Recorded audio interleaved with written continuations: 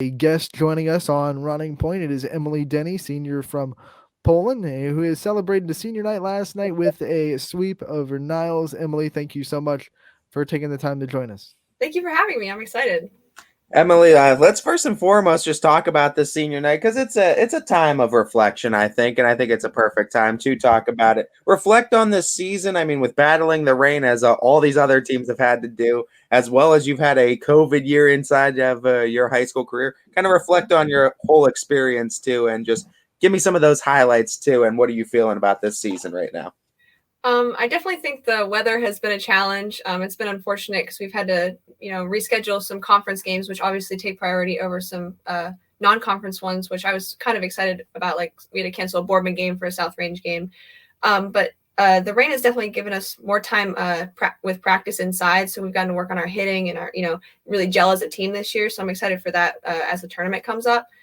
I think last year was definitely a transition year, especially after missing COVID. Like having those, our two seniors last year, Jackie and Cam, having to jump from being just missing their whole junior year, so really just jumping from sophomores to be leaders on that team. I think they did a great job, and I have definitely held them as role models. Like as I've transitioned to becoming a leader on this year's teams, but I think this year we've really settled in, and I'm really hopeful for like what the future holds as the tournament comes. While we're talking about senior night, let's talk about all of these seniors and the bond that you have with them, and what a blessing it is for you to be able to share senior night with the other two, Abby and Connie, and what it's been like to build the relationship with those two. I've known them forever. We played, we played like travel softball together. Abby and I were on the same travel team, and Connie was on a different one. We've played for years together, and then we were on the same basketball team. So we really bonded just as going to school together, just as friends and as teammates, like learning how we work together and our different skill sets. But I trust them, in whatever position they would be put in. I would know that they would do their job, and I'm just so grateful like to have them on this journey with me, and I'm really excited like what the future holds for them as well. Talk about this Poland community too a little bit, and just I mean, it seems like from the outside look, again, this is a really strong community for all sports too, but in particular to a lot of the girls' athletics. Talk about the community support that you've gotten throughout your high school career and how influential it's been on you. It's absolutely been astounding. Poland puts a lot of emphasis on our athletics, which I think is important. And we do have strong sports teams, no matter what the sport is. I know from like cross country, a different sport that I'm a part of, that is such a community-based organization in general. And then Poland has built up such a strong support system behind it that I know like our coaches, Mrs. Grisdale, we found a lot of support from the community there. And then with softball, like growing up with PCBA, like just with rec and T-ball and just learning how to play the game, everyone is so supportive, no matter like whether from a young age, whether like, oh, this girl or this guy is going to be really, really good at this sport, as they develop, or even if they're bad when they're young, you never know. And the community has always thrown like full support, 100% support behind them. Even last night, like people kept coming to support us seniors through two longer games. And people who weren't directly involved with softball, just people who know like me, Abby, and Connie coming to support. So it's really great to see it.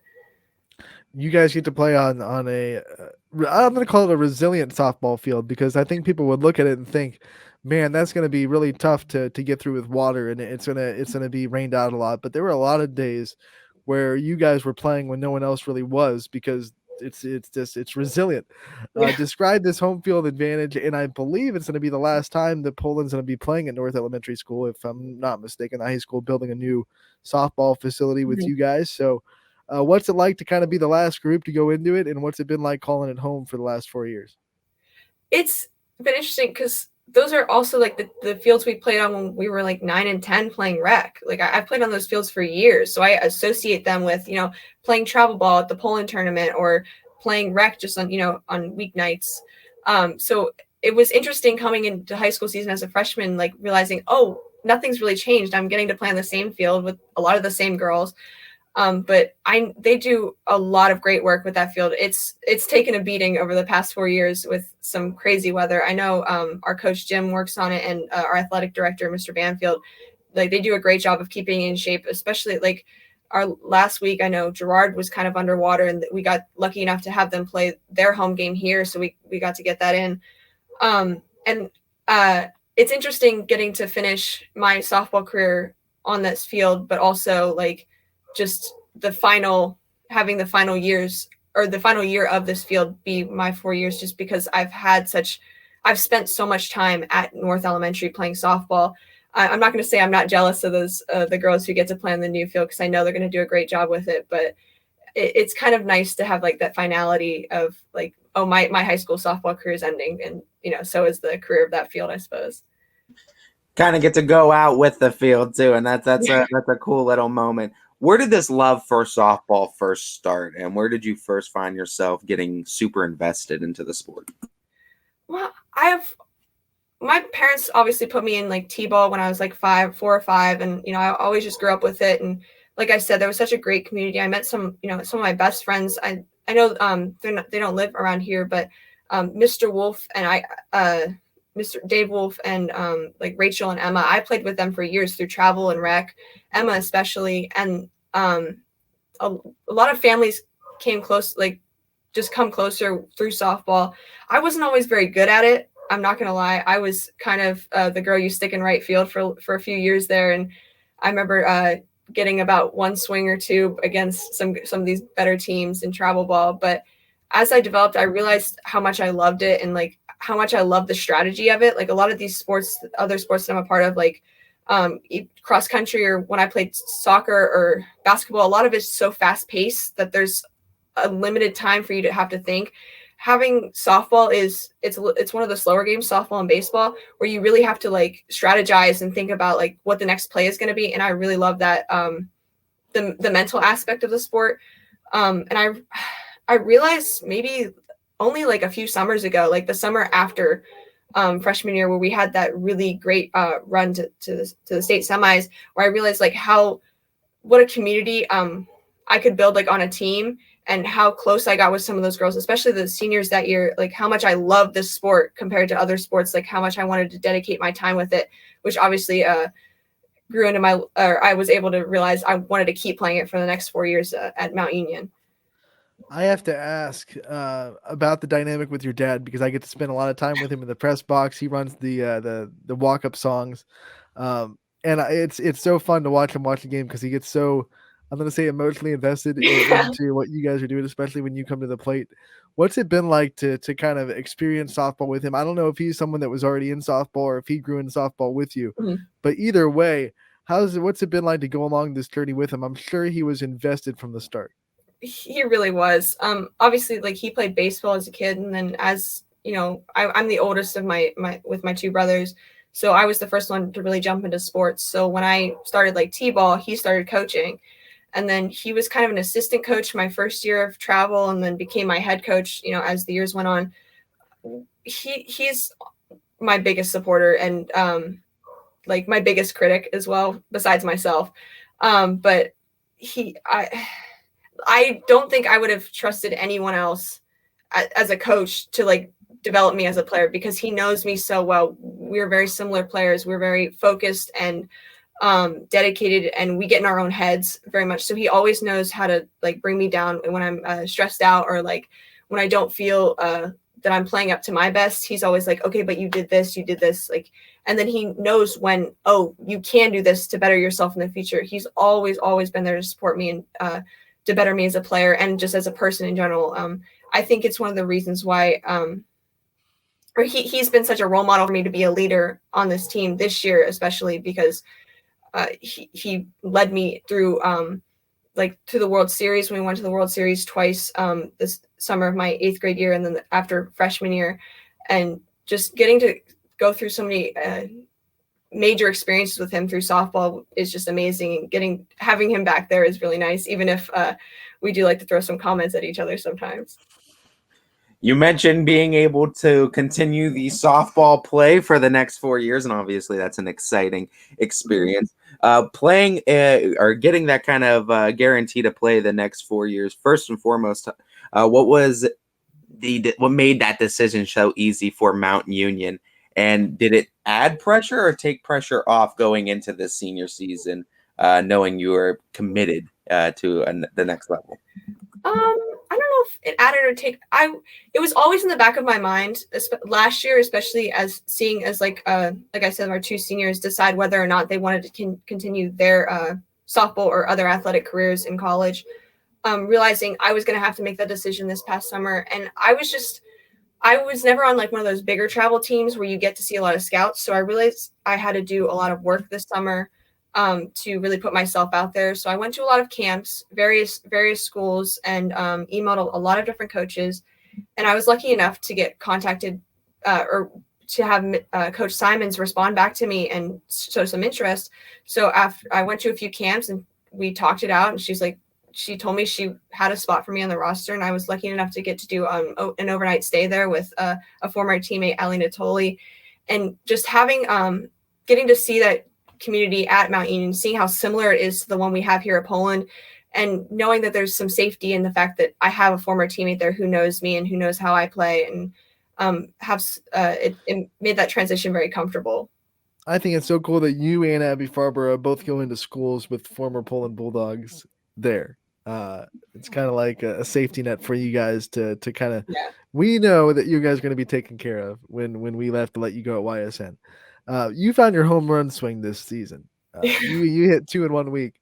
I was told it was your first home runs of your career. I'm going to let you confirm or deny that. But what went into finding that swing, and how exhilarating was it to hit 2 of them in 1 week? It was my first one. I've never really been a power hitter, especially when I was younger. I really was just hoping to make some contact. But I didn't really change anything, but except finding. I've always struggled with like really seeing the ball and picking out my pitch, like being selective at the plate. And I've found like these past 2 years, I've been better equipped to do that and only swing at my pitches and not just battle against the pitcher and fight off hers. Nothing really changed. I think sometimes, I don't know if I got lucky, but sometimes the work and a little bit of luck happened to fall in at the same time. And, it happens later than others. So I was lucky enough that, it happened my senior year, but, who knows what the future holds, who knows how I'll hit today or, further into the week. So I think I go game by game. I don't think anything's really changed. I keep swinging at my pitches and see what falls. All right, Emily, it's time for your rapid fire questions to kind of learn a little bit about you off the field, have some fun before we let you go. And I think we're going to start with, if you were going on vacation, do you prefer driving or flying? Driving. If you could have any animal as a pet, what would you want? I want a hedgehog so bad. A night in or a night out? In, definitely. Sunrise or sunset? Sunrise. Movies or books? Books. What was the last book you read? We just read Hamlet for English, so that was the last one I read. All right, if someone took you to a karaoke night, what's your go-to karaoke song? Oh, probably Africa by Toto. Yes. What is your walk-up song and why? Oh, my walk-up song this year is Poison by Belle Biv DeVoe. I was getting into like a lot of like 90s and early 2000s rap like a few months ago, and I really like the intro on that, and we just do the first 10 seconds of all our songs, so I just picked it kind of randomly. What is one thing that you spend a lot of money on that you probably shouldn't? Shoes. What was your last impulse buy? I saw these cute t-shirts on Instagram and just bought 2 of them just out of nowhere. What is the weirdest thing your pet does, if you have a pet? My dog, he likes to try and jump, like tackle you. He's kind of smaller, but he will try and tackle you and take you down with all like the 45 pounds of him.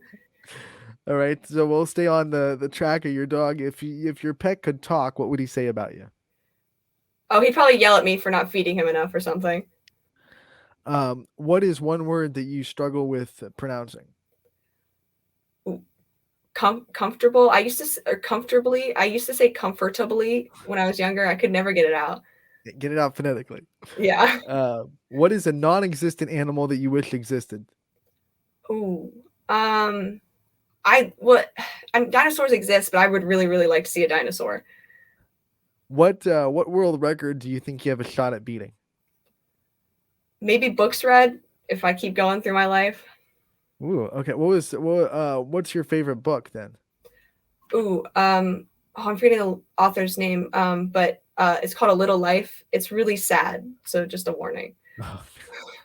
What fictional death hit you the hardest? Probably the death in A Little Life. There we go. We're going right back to that. If you could afford any car, what would you want? Oh, I don't know. I don't know cars that much. I would really like a dark green car though. What's the best advice you ever received? Oh, I remember my freshman year, one of the seniors pulled me aside and yelled at me to just breathe after one of my first games. All right, and then what is the best gift you've ever received?